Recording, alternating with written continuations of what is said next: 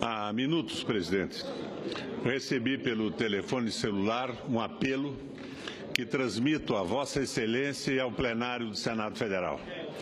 Um apelo de mulheres que participavam e participaram de um encontro em Brasília, reclamando de uma agressividade despropositada da Polícia Militar de Brasília na esplanada dos ministérios.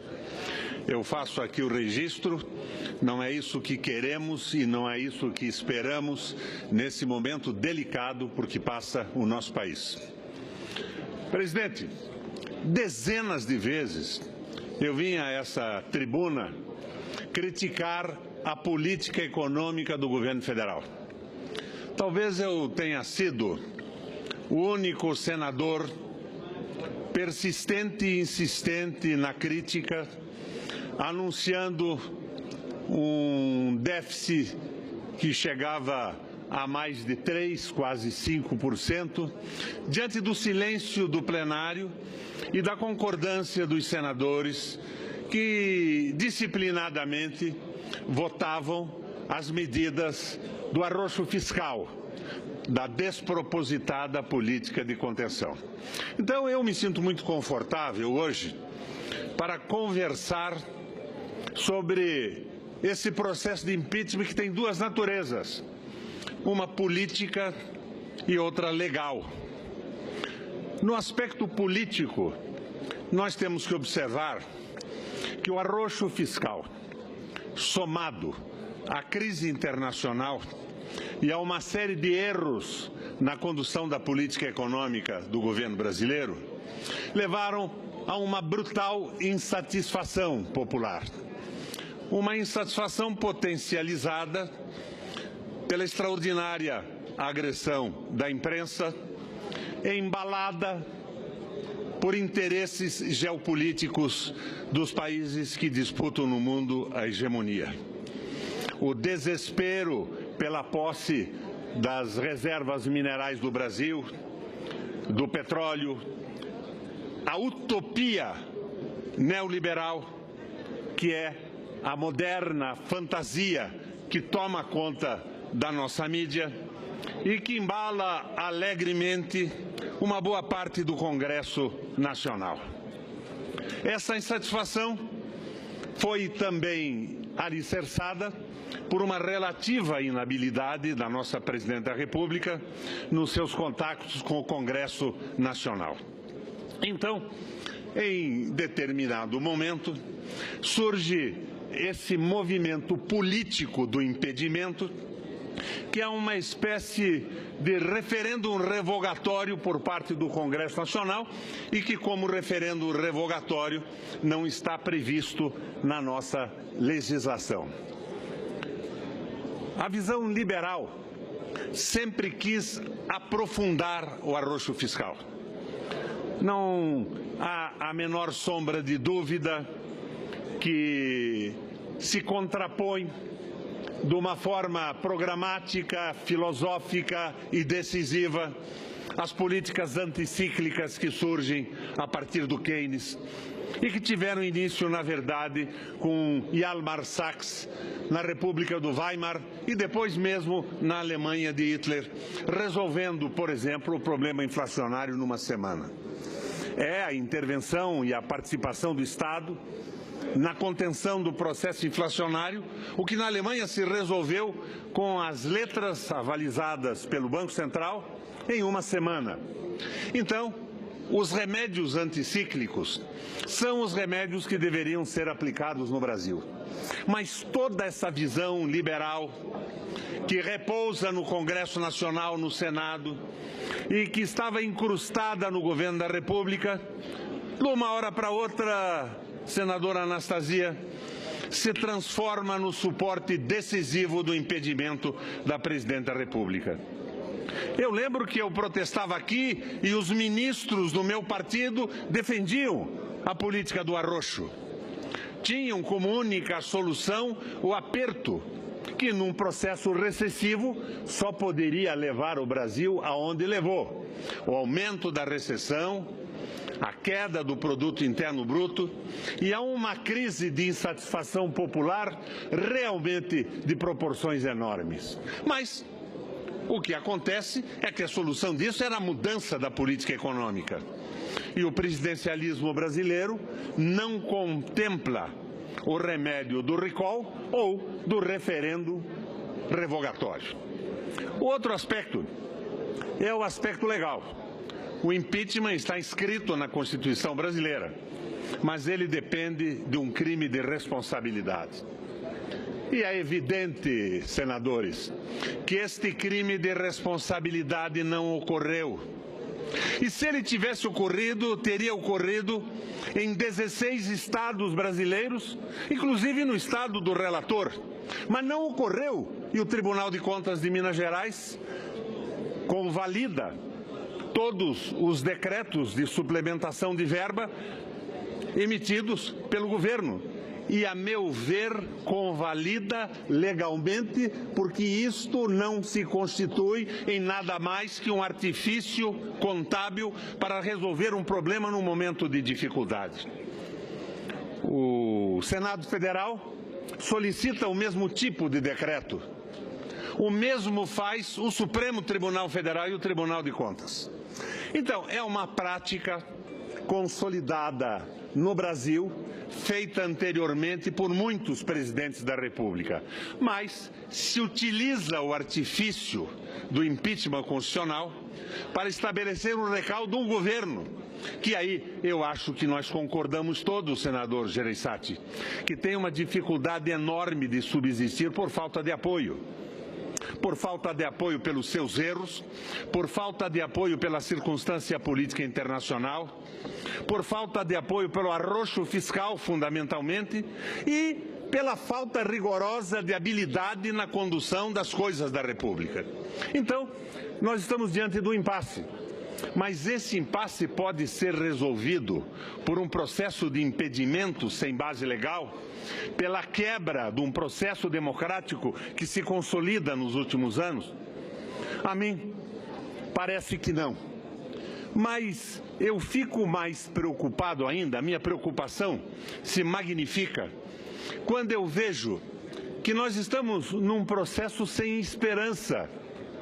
Qual é a alternativa do sucesso do impeachment? O meu amigo Michel Temer, vice-presidente da República, presidente do meu partido, assume a condução dos negócios da República. Presidente Michel Temer, mas assume suportado por uma série de ideias que foram publicadas na Ponte para o Futuro e reveladas em entrevistas dos seus auxiliares mais próximos, que são as ideias vinculadas à utopia neoliberal. Vamos reduzir a idade para a aposentadoria. Magnífico, senador Renan. Eles propõem 65 anos para viabilizar uma aposentadoria. Sabem vocês, senadores, qual é a idade média do Estado, dos homens no Estado do presidente Renan, em Alagoas? 65 anos e 8 meses. Então, os alagoanos estariam condenados, se sobrevivessem, na média, a ter 8 meses de aposentadoria depois de uma contribuição na vida inteira. Senador Requião, sem interrupção, já que Vossa Excelência citou meu estado de Alagoas, eu queria, em favor do Senado Federal, fazer um registro histórico. O Senado não assina esse tipo de decreto. O Senado, todos os anos, nos últimos anos, tem devolvido dinheiro, inclusive a própria presidente da República, para que ela possa fazer uso deste dinheiro em programas do governo, inclusive em programas sociais. Em 1997, o Senado Federal, é só um registro para a história, o Senado Federal gastava exatamente igual à Câmara dos Deputados. Hoje o Senado Federal, com absoluta transparência, gasta apenas 70% do que gasta a Câmara Federal. E nós aqui fizemos o dever de casa, cortamos despesas E talvez seja o Senado a única instituição da República nesse quadro de fanatismo, de ódios, de corporativismo, de seitas, de grupos que tem feito a sua parte com relação ao controle do seu gasto público. E nesse triste episódio, aqui no Senado, eu não vi ninguém invocar a mãe, o cachorro e a madrinha, pelo menos até agora. E, além disso, o Senado permite que um orador na tribuna consiga conversar com o plenário, mantendo um relativo silêncio e uma atenção respeitosa, o que dificilmente acontece na Câmara. E quando os deputados chegam aqui, nos obrigam a ver o presidente do Senado pedir um pouco de silêncio respeitoso. Tem vantagens o poder moderador da República. E essas vantagens provavelmente derivam da idade média dos senadores, com exceção do menino Randolph Friedrich, que está aqui na primeira fila. Mas vejam vocês, então, toda a proposta arquitetada pela assessoria do Michel Temer é uma proposta neoliberal, que fala em cortes. É a mesma proposta que desgraçou a Europa, que trouxe a crise na Itália, em Portugal, na Espanha e que praticamente liquidou a Grécia. Senador Tasso, em 2010, quando a Grécia utilizou esse remédio neoliberal, da forma como é proposto para o Brasil agora, o déficit público era 104% do PIB. Era um desespero para os gregos e o temor de toda a Europa. Privatizaram tudo. Cortaram na saúde, cortaram na educação, cortaram na previdência, liquidaram aposentadorias. E em 2015, que é o último dado oficial que eu tenho, o déficit tinha ido para 184% do PIB e a crise havia se aprofundado. Anunciam, não, derrubamos a Dilma nesse recall parlamentar e o Temer tomará medidas para abrir a economia, como deseja e sonha o meu velho amigo Blairo Maggi. Não vai acontecer isso, não. O Michel Temer tem uma história de conciliação. Ele foi presidente da Câmara 3 vezes porque ele concilia os interesses. Não é um radical, embora as propostas colocadas tenham sido até agora propostas radicais para encantar o mercado, viabilizar a facilitação dos banqueiros e dos rentistas. Não vai acontecer isso no Brasil.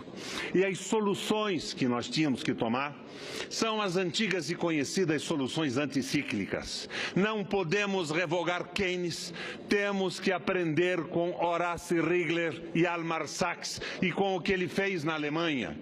Temos que retomar um processo de desenvolvimento com financiamento das empresas brasileiras, com proteção do mercado interno. Essa abertura, este sonho de abertura total é o sonho que desgraçou a Europa. Precisamos construir um projeto de nação, mas esse projeto, apesar de qualidades e defeitos que têm os nossos últimos governos, que são nossos. Eu sou do PMDB do Paraná, fui cabo eleitoral da presidente Dilma, e eu me sinto igualmente frustrado pelo fato puro e simples de que os compromissos de campanha não foram cumpridos. Mas ela cumpriu o quê? O compromisso de campanha de nossos adversários do PSDB. O governo da Dilma é o governo do arroxo fiscal prometido pelo PSDB na campanha eleitoral.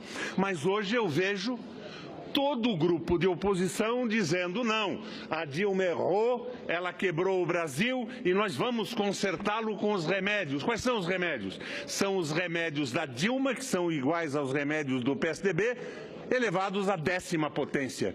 Isso só pode nos levar a um desastre muito maior. A solução para esse problema, na minha forma de ver, não é o referendo revogatório, não é esse recall parlamentar. A solução seria o entendimento, um governo de coalizão nacional ou a discussão pelos partidos políticos, primeiro, internamente, de um programa de recuperação do Brasil, de desenvolvimento econômico, social, perfeitamente inteligível, factível e de fácil realização. Depois, esse programa seria oferecido à população, num referendo ou numa nova eleição. Estamos todos num caminho absolutamente errado. Quando eu vejo o entusiasmo de pessoas mais inocentes e desinformadas da economia no que vai acontecer no dia seguinte da derrubada da Dilma, eu fico imaginando que são todos uma espécie de meninos a aprender a jogar xadrez pela primeira vez, não conseguindo raciocinar sobre um segundo, um terceiro ou um quarto lance.